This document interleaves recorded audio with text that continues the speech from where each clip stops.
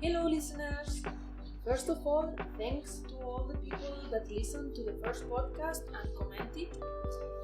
And for the ones that are new here, this podcast is part of a project called Better Together, made by Curba de Cultură and co-financed by the Embassy of Netherlands in Romania. And it's part of a project that aims to raise awareness among youngsters about what is domestic violence and what is inside of it, and how you can tackle this situation, or how you can recognize that you are living this kind of situation. I'm Carla, and today we are going to be talking about domestic violence. And please be aware that this podcast contains some sensitive content. So today we have here with us Andres. Hello folks, my name is Andres. I'm 28 years old. I'm from Barcelona, and it's the second time being here working with Curba de Cultură. So we are going to talk, as I said before, about domestic violence. How would you define this concept? Domestic violence, it's let's say, to make it simple, some bad situation that can be perpetrated with both of genders. It doesn't matter, and it's I don't know. It's like some difficult situation that you're living, maybe with inside your family, your relationship, friends. It doesn't matter. Okay, so I have here with me the law number 217/2003, the Romanian law, on the preventing and fighting against family violence, and it defines domestic violence as any physical or verbal act committed intentionally by a family that causes physical, psychological, or sexual suffering or material damages. Domestic violence also includes preventing women from using their fundamental rights and freedoms. Usually, when someone says domestic violence, which is the first thing that comes to your mind? Physical abuse. Perpetrated by, usually? Men against women. Okay, and it's not always like that. No. Maybe that's why I'm here. And I mean, just because I don't want to confuse people, this is the disclaimer. Maybe because it happens to me sometimes after being in therapy. Maybe sometimes if I'm sharing some information / experience with all of you, and you can hear me maybe laughing, it's not because it can be something funny. It's because for me, after all this time, it's just kind of an anecdote that I'm sharing with people, and thinking that it can be useful for all of them in order to talk about this and prevent events that I lived before. So just for you to know, if I'm laughing or saying something funny, it's because now for me it's something that I survive, and for me it's okay, it's fine for me. Thank you. I have here with me another definition of domestic abuse. It's also called domestic violence or intimate partner violence, and says that it can be defined as a pattern of behavior in any relationship that is used to gain or maintain power and control over an intimate partner.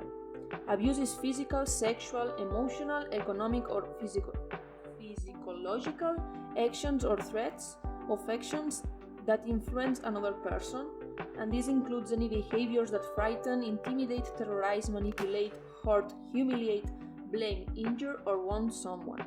It can occur within a range of relationships, including couples who are married, living together, or dating. And with that, we mean that it doesn't matter your gender, your age, your social status, you can be always a person that is going to suffer this kind of abuse, and sadly, it can be always that you can be one person perpetrating this kind of abuse. So we have here Andres, as we said, and Carla, as I said, and we are going to share some personal experiences, because sadly both of us have this kind of experience in our lives, obviously with different persons and at different moments of our lives, but we would like to share with you some of them in order to raise awareness and for you that you are listening to be able to identify this kind of behaviors in other people and step back from that and be in a safe place for you. So Andres, like you say that you lived this kind of experience, how would you define the first things that happened that made you open the eyes and realize that you were not in a good place? I don't know. I mean, at this point, it's always kind of difficult to see that point. But just for the people to have a little bit of the context of my experience, I have to say first of all that I was in a relationship with a person that suffers alexithymia.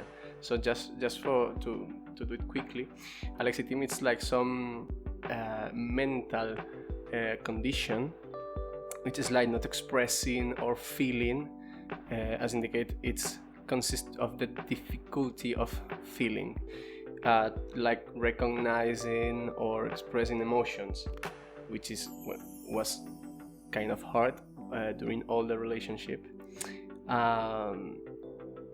It means that cannot be recognized in both ways or even in oneself. So in general, it's kind of a disorder that makes impossible to express and even detect one's own emotions and therefore give it a name. So that was what that person had still. And I don't know, when I met her, it was like, okay, it was interesting that it was one of the first things that she wanted me to know about her. So for me, it's like it maybe was kind of a red flag, but it was like, let's say, a sign. Maybe now I'm seeing that as a sign of her to say to me like, look, be aware that maybe with me things cannot be that easy. I mean, at that point that I didn't know her that much, it was like, sounds weird, like that you have this, but okay, I mean, I don't know that much, so let's try. But then inside the relationship, because at the beginning I was living with some friends outside the city, in, let's say, in kind of a town. So I found a job in Barcelona, so I decided to move with her in the place where she was living. And then it's like our relationship starts in that moment. So when I realized, I don't know, maybe at the beginning, maybe in the middle, but there were like so many things like to take in account that was saying to me like, maybe this can be not dangerous but not healthy for you, even for her. But it's no, I don't know, it's difficult. I also had troubles to identify these kind of patterns or behaviors at the beginning, because like okay, maybe I had the feeling when I was leaving them that something was wrong, but I was like, okay, maybe it's like something that my mind is making, and I was like, okay, let's give it a try. But now that I'm like, that the time passed and stuff, and when I just look back, it's like, it's super obvious what was happening, because like he didn't let me to go to parties, and it always had to be like the plan that he wanted. And if I wanted, for example, to attend a party with my friends or whatever, like he was making me feel like bad and guilty for wanting to do that, and he was making me feel that I was abandoning him, and somehow, some way, even though I was not doing that, because he was also able to attend the party if he wanted, but no, like, yeah, he was making me feel guilty for not spending time with him, even though we were spending the full day together, you know, like doing different kind of things. So, yeah, because for me that's absolutely a sign of manipulation. I mean, let's say something that, for example, you said right now is like you realize at the end that something was wrong. I mean, to be honest, I think that even at the beginning, both of us, and I'm talking about both of us, we were totally out. Maybe not totally, but for sure, at some level, we were aware that something was not wrong. But the question is why we were keeping, staying. That for has me, like a lot of answers. Like. Yeah, but for me, it's something psychological, but it's something with us.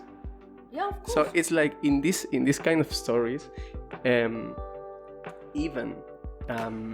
the people, like for us, for example, like us, for example, that we are talking about this, we need to be totally honest about why we like. I mean, even knowing, because I think that I'm sure that at some point, even at the beginning, I was thinking that there is something that it's completely different about the other relationships that I used to have, and now it's like, no, this is not good, but still we decide to stay with that kind of person. Yeah, but like, okay, like taking what you said, like, I don't know, I had the feeling that you were putting like all the responsibility in the person that is staying, but it's not like that. Okay, No. Can be that, for example, like when we were in this kind of situation, decided to stay for something for our own reasons, but has a lot to be like that is the other person who is manipulating us and making us feel that we cannot leave that because we cannot leave them. That makes stay there. Like, because for me, like, yes, I knew that something was wrong, and if one of my friends came to me explaining exactly what I was living, I would say to them, like, go away from that. Yeah, the question is it's like why we stayed. For me it's very simple. Why? Because I realized this after going to therapy, but it's like I'm not. I don't want to give rights to the perpetrator. No, it's like I want to talk about my side, about why I stay, and it's as I say, I think it's something psychological that, for example, me or maybe a lot of people that are like me have, and at some moment, it was because. At that moment of my life, I was in my lowest levels, but in a lot of areas, for saying. I ended a relationship before, then it was the lockdown because of COVID, so a lot of things happened. We were stuck in a house without them.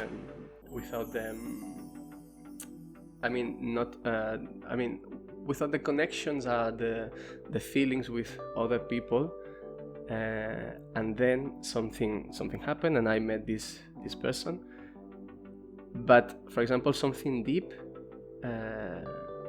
it's because I had some kind of behaviors towards this kind of personalities that, for example, that person has. Which means that, for example, when I went to the therapist in one of those sessions, I discovered that, for example, at some point I didn't fall in love with that person. I felt in love with the issues and the problems that person has. So, for example, what I wanted to do, it's like to have this kind of behaviors like, okay, I know you and I know that you have some problems, so I think that I will be able to fix you. We are never able to fix those kind of people. Yeah, that was my toxic part. But absolutely, that was my toxic part. And that was one of the reasons that say to me in my mind, like, stay. Don't run. Stay. Because if you run, you will let that person alone. And that was like my toxic part, because I was blaming to myself that I cannot do that. So you stayed mostly for that person to don't be alone, because you feel pity for her. I stayed because I was thinking, I had the thought that I would be able to fix her, which is more toxic. I mean, which is toxic, not more, it's toxic. I mean, maybe because you can try I'm not to fix her if you're a psychologist or psychiatrist. But... No, maybe because she needs someone next to her, and at that point, I mean, at that moment of our life, I was that person. But things are not like this. I mean, you have your things, I have my own, but as I want to say, I'm not like your savior. I'm your friend, I'm your partner, whatever you want to say it. But yeah, I'm not a fixer. Even though I want to, but no. Let's say that we are not here to judge like the reasons of anyone to stay in this kind of relationships. We are not here neither to judge like the behavior that these kind of persons have, because like everybody is different and everybody stays for one different reason, and everybody, like the perpetrators, like are perpetrating this kind of actions and behaviors for other reasons also. Because for me, for example, I didn't stay because I wanted to fix him, but I stayed in part because I was feeling pity for him, but I was feeling also pity for myself. So it was like a really bad combination. But like the main difference between what happened with you and what happened with me is that you say that you were in your lowest point. Yeah, kind of. And I was in my highest point. I was like feeling splendorous by myself. Yeah. Like it was amazing. And there's also cases of this kind of people, this kind of perpetrators, that they are just finding someone that is strong and capable by themselves and stuff, and they just turn that person into nothing, after like manipulating and controlling, like that person just, yeah, like I said, like turns into nothing. So yeah, there's different behaviors and different kinds of ways of doing that and living that, so we are not judging anything, like anyone. But yeah, like maybe if you are in this kind of situation, or you like felt recognized what we are saying stuff, be aware that maybe it's not the place that you should stay, mostly because we know like the consequences of that. Yeah, no.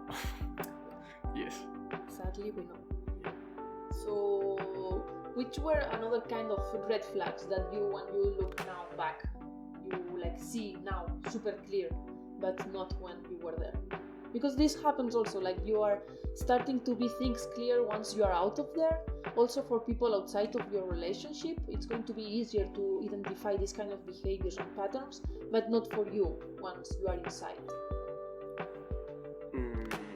One specific thing was the digital abuse that she was doing to me, because at some point, I mean, as I said, I ended a relationship before the lockdown. Then I met her. It's not that I met her, we met each other, like, because both of us were following each the Instagram account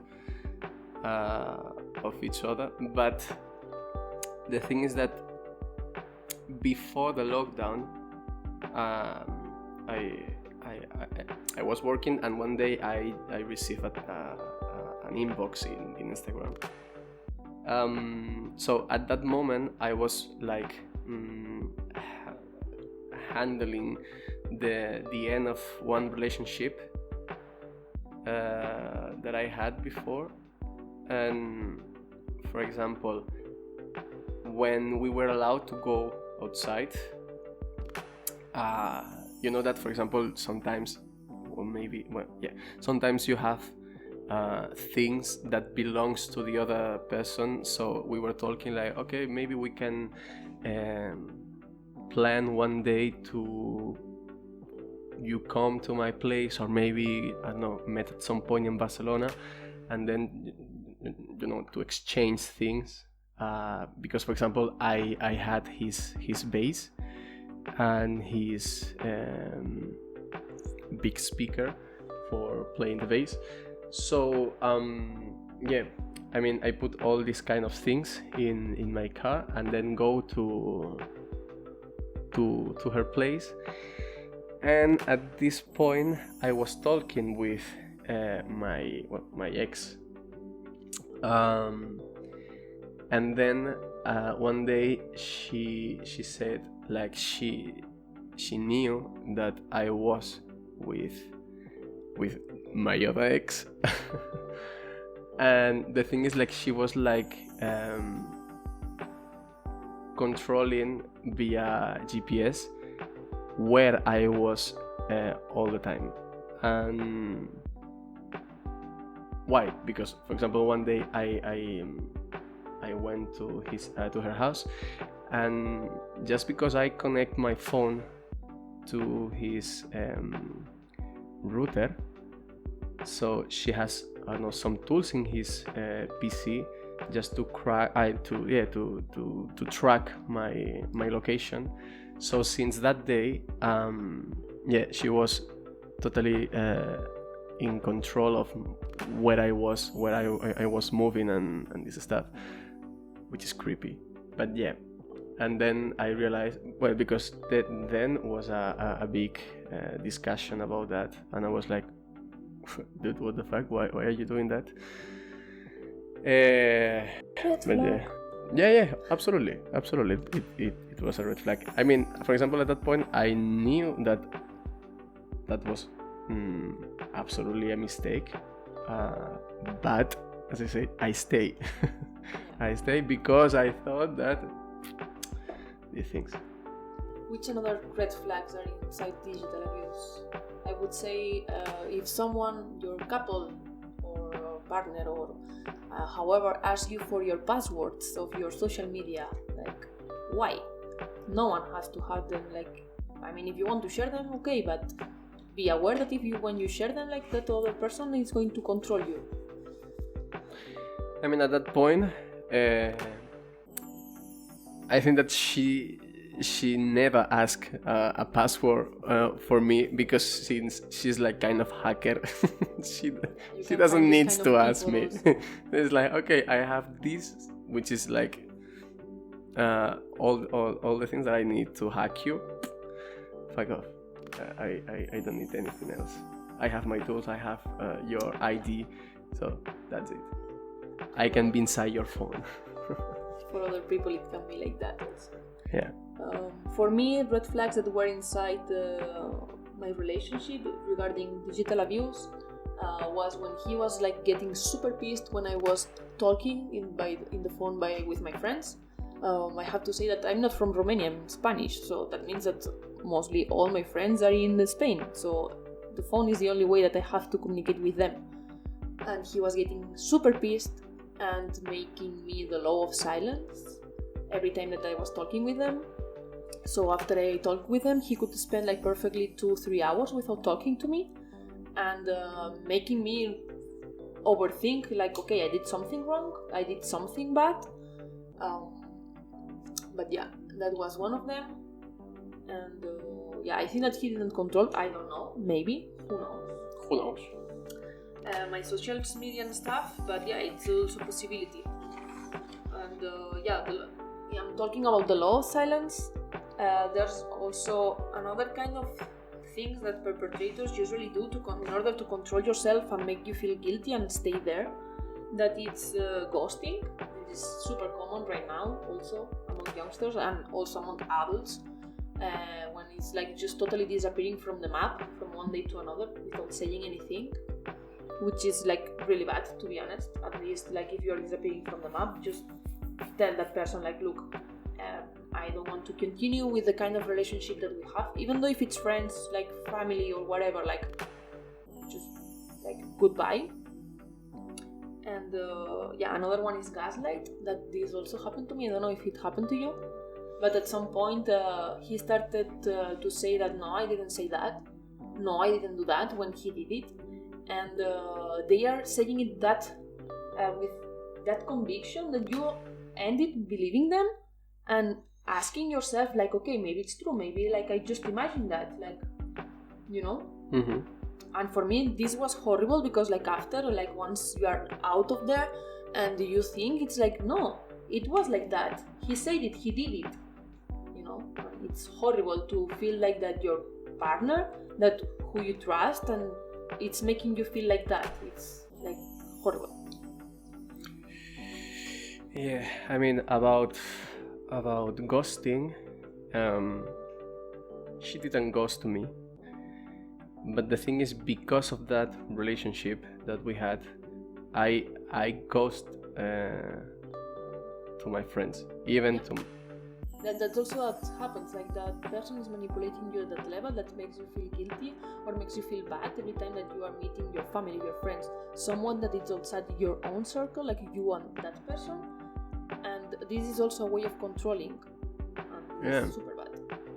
Yeah, because of the relationship, I was ghosting my friends, my best friend, who is just a girl, and even my family. So the point, for example, is like even her was ghosting her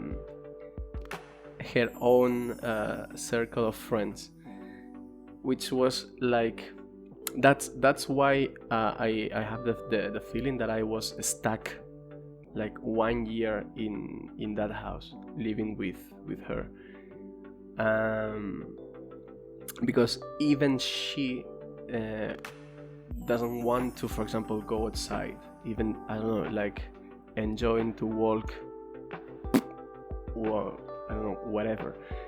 And I mean, I have a lot of stories about this, but for example, I remember one day that it was a week that when she was complaining a lot about some pain that she has in her breast. So one day, for example, we were in the house, we were in the room watching something, and at some point the two friends of her text her like, hey dude, I mean, we want to go to your house because there is a lot of time that we are not seeing you. It's like, and those two persons are her best friends. So the thing is that she was avoiding to spending time with her best friends. So one day it's like, and it's totally understandable that they did that. So they text her saying like, look, we are in our way to your house, because if we have to wait for you, nothing is going to happen. So that day, imagine that day, we were watching something in the room. It was totally chill, totally calm, everything's good. Then that message arrived, and she changed, like, I mean, it was like in 5 seconds she said like, okay, let's go to the doctor, because she was complaining for the pain that she had, and just in order to avoid to have those people in her house. Let's remember that those people are her best friends. So she took me.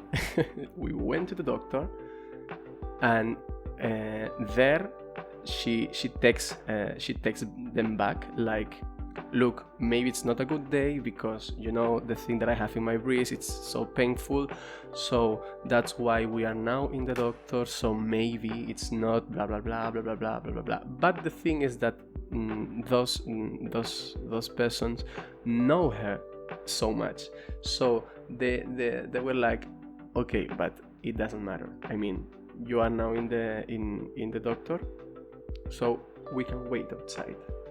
Because the thing is like the I don't know how to say in English, the consultory of the doctor, okay, because it was in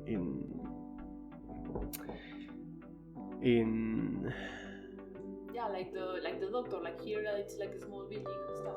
Yeah, and the thing is that building was just in front of the house, so that's why they say, okay, it doesn't matter, you finish and we wait outside.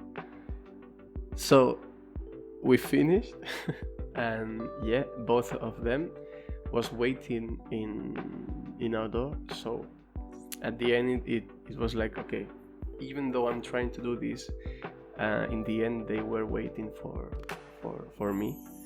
I mean, not for me, for her.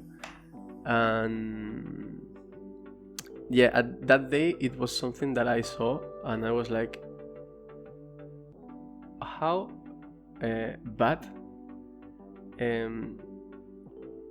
can you be just to avoid to host your best friends in your house because they are wondering what is happening to you, because it's been like a long time that you are not hanging out with them. So yeah, the thing is like, because of her big depression and the isolation that she had, I don't know now, but it was something that even talking with them like separately, for example, one of her best friends was saying to me like, yeah, she can be like that most of the time, but you know, we are used to. And for me it's like, that's even worse when your friends know that you are like in a specific way and they accept that. That's something bad, because it's giving to you the right that to still doing that like over the time. But her friends are her friends, they are not the persons like that has to put her or has to fix her. No, of course, but it's something that it's making the reality worse, and it's not helping to that person. You cannot put pressure on other people to fix another. No. That's not what I'm saying. I'm just talking or describing about the reality that, for example, my ex-girlfriend had. For sure that didn't help at all. I mean, of course, I'm not putting the blame in her best friend, because No. it's something that is not my business. But yeah, I understand that situation didn't help, like neither her or neither the situation that you were living with. Exactly, because when the moment that you accept that, there is no turn back. I mean, you open the door and it's like that. Do you remember if her changed her behavior towards you when there was other people in front?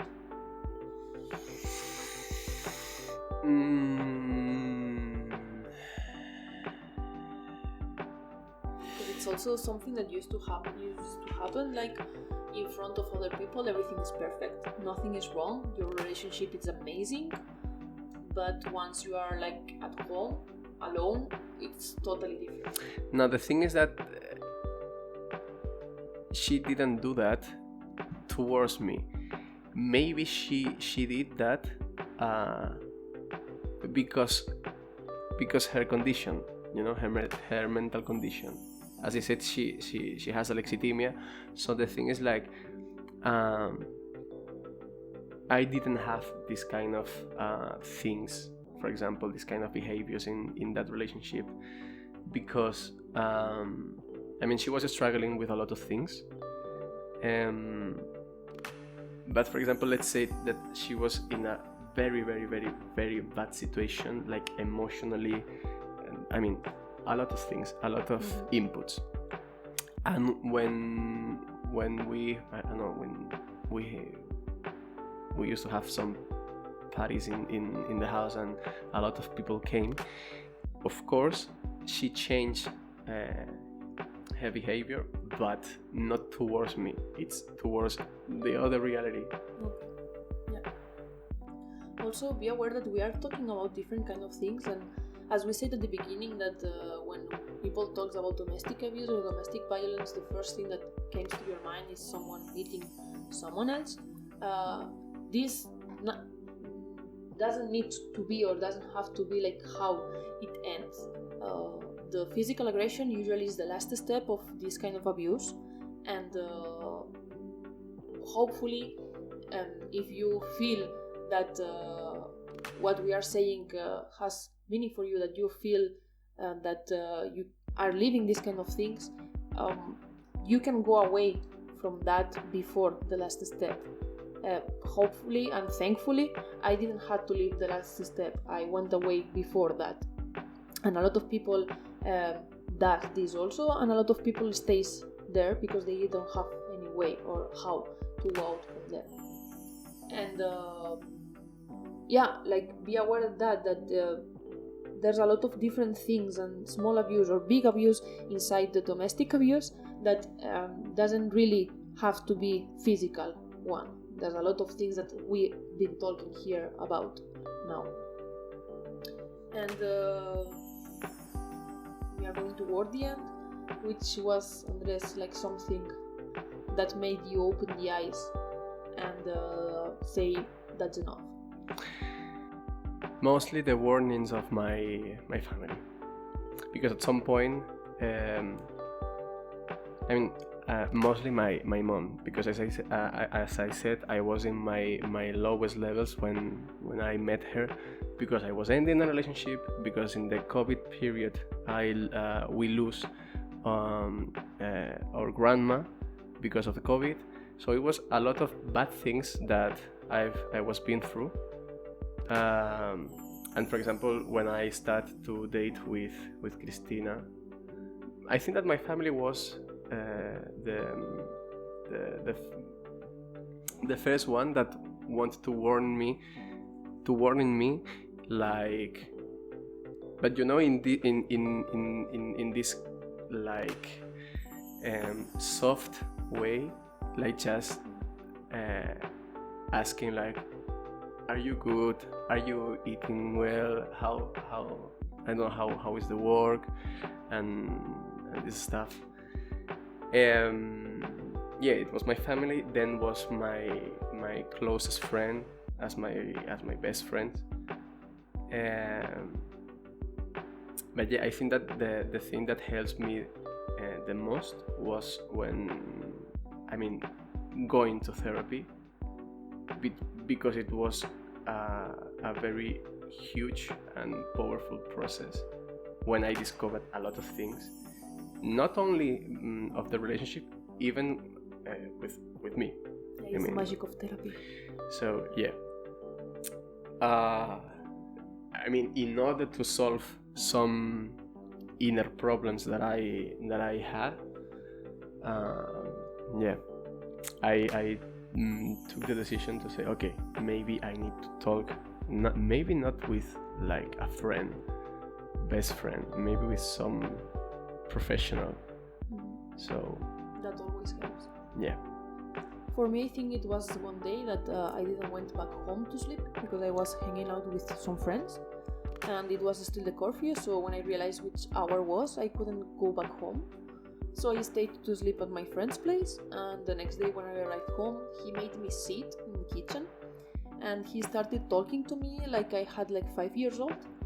And when he stopped talking, his first comment was like, okay, and now you go to the room and you think about what we've been talking about here.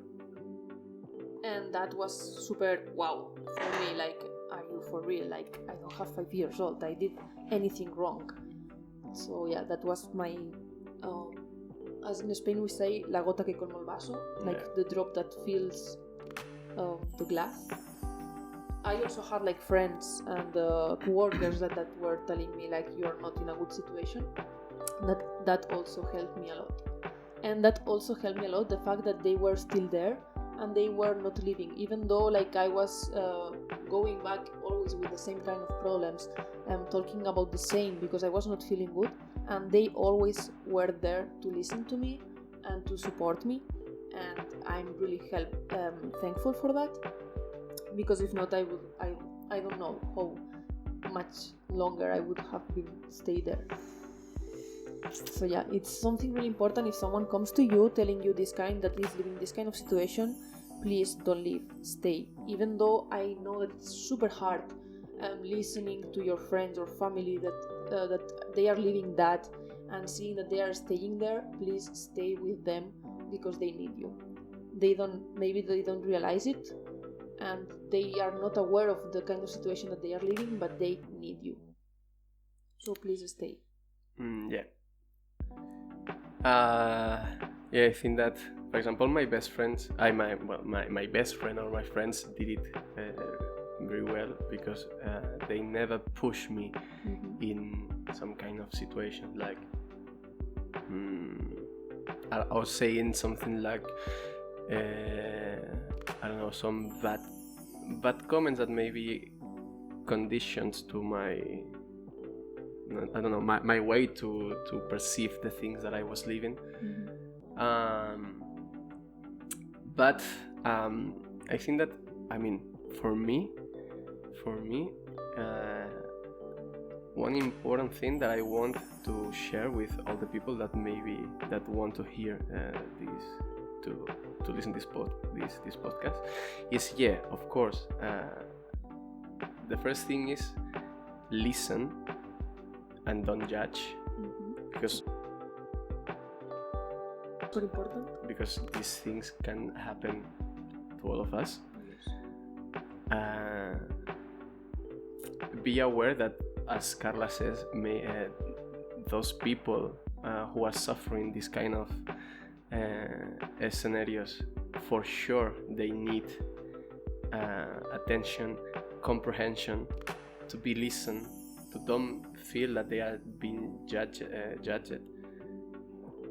And please, I mean, if as a friend, if you cannot handle this kind of situation, even though there is a friend who is suffering this and it's maybe pushing your own limits, and maybe you are not a professional, at some point just be sure that that person knows that needs to find some help. Because as a friends, of course, we have some let's say some obligations to support them, to listen them.